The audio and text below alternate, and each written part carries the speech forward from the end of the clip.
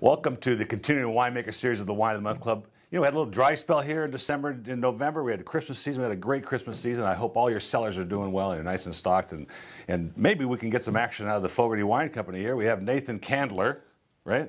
Perfect. Got it, right. From Thomas Fogarty Winery and up in Santa Cruz Mountains. And I just tasted through a bunch of their wines, and they're gorgeous, gorgeous wines. I know I always say that, but I'm not going to put them on camera unless they're good, right? Absolutely. I'm going to make a face or something, you know? No. Anyway, it's a pleasure having you here. So Thomas Fogarty Winery's been around a long time. A long time, since 1981. So we're having our 30th anniversary this year. Wow, and what are you guys doing, anything? We're talking about having a big party.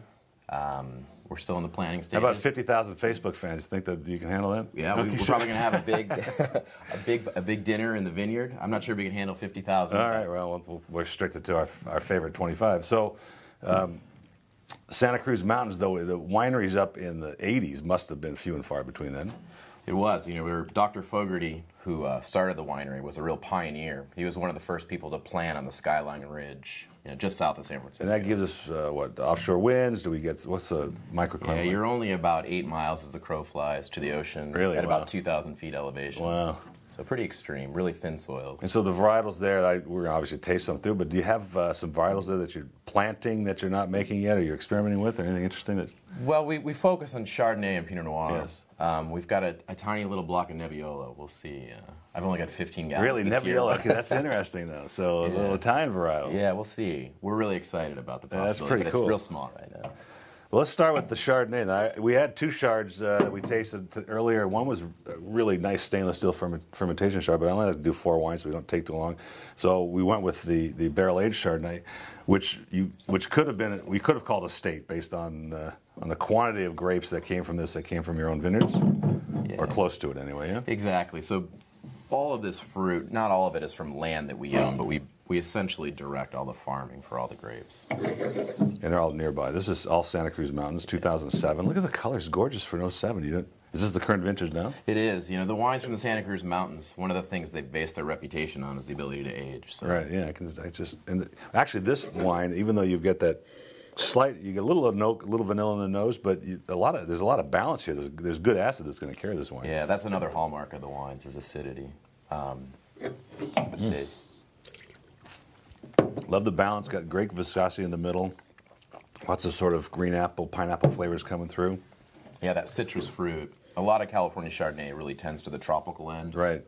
We're more towards the citrus, I think. Really, I love this wine. Yeah. This is great. So it's barrel fermented entirely in French oak. We only use about 20% new oak, so maybe that's why you're noticing a little more balance. We keep that level at a minimum. So in the tasting room, there's a tasting room there. As I ask a question while you're tasting, isn't that great? That's good. And so is it open 8 to 5 every day, or what's it? It's open Wednesday through Sunday, 11 to 5. 11 to 5. And I was asking the question up in that area. I mean, the traffic. You know, I don't get up there very often when I'm on the wine trail, but apparently you guys have a pretty busy time. We do all right. You know, it's not necessarily a wine destination, but there's a lot of natural beauty, a lot of parks. So a lot of people cruising through. Yeah.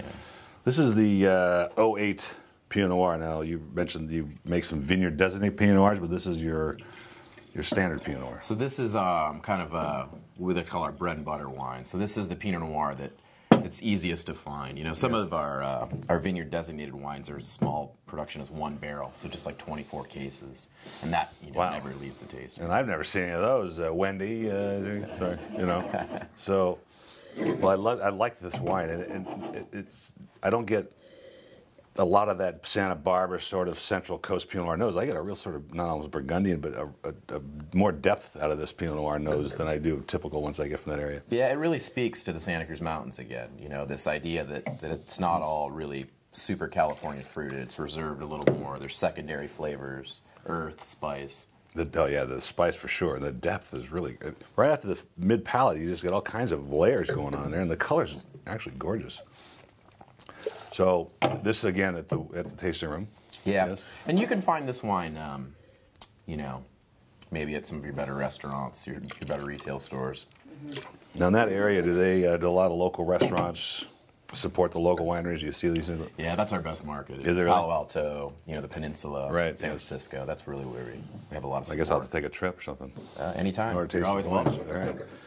This is my favorite of the group.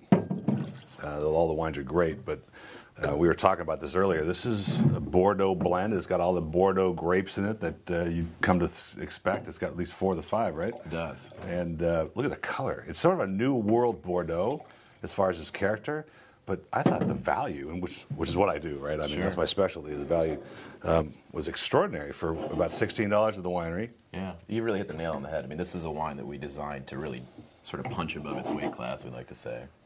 A lot of the grapes, the wine that goes into this, some of the smaller lots go into really higher end bottlings, and we hold a portion back to really kind of beef this blend up and make it, you know, for a sub $20 cab blend, it really it's gorgeous for that, and that's what I taste constantly. I mean, I tasted about Tuesdays is my regular tasting day. I tasted probably 75 wines 2 days ago, and I think 5. I mean, which was a really low number for me typically, but only 5 of them I thought I could use that had value to them because you know lots of wines that are pricey, but this is probably one of the best values I've tasted in weeks, actually, if not.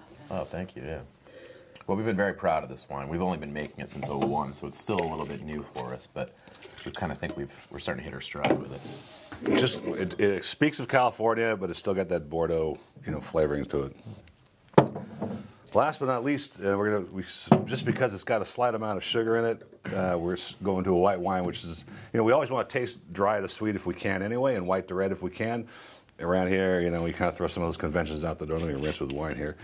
But I was shocked at actually the level of sugar that is in this wine because it's very low for the character that it displays. There's tons of wonderful Gewurztraminer fruit, and frankly, we don't taste. I haven't seen a Gewurztraminer come through here in a long time, which is kind of funny. So, you guys chose Gewurztraminer up there because of the weather or the soil? What? Well, so we actually buy these grapes from Monterey. So they're Monterey. We don't grow Gewurztraminer, but we've been making Gewurztraminer from Monterey, in the past Russian River, Oregon, and actually we used to make a Santa Cruz Mountain Gewurz, but unfortunately that's now Pinot Noir and Chardonnay. Yeah, well, okay, yeah, so you got to jack the vines out, whatever makes more money, right? Exactly, so yeah. it is. We're trying to make money at this, right? Yeah, that's what we're doing. All right, that's the goal. This is wonderful and spice. Also beautiful wines. And beautiful wines, of course.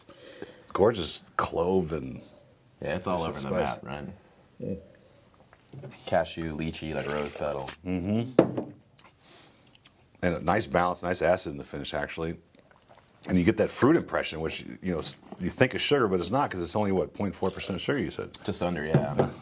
It's really good. So a lot of that perceived sweetness is actually just the fruit and all those exotic flavors.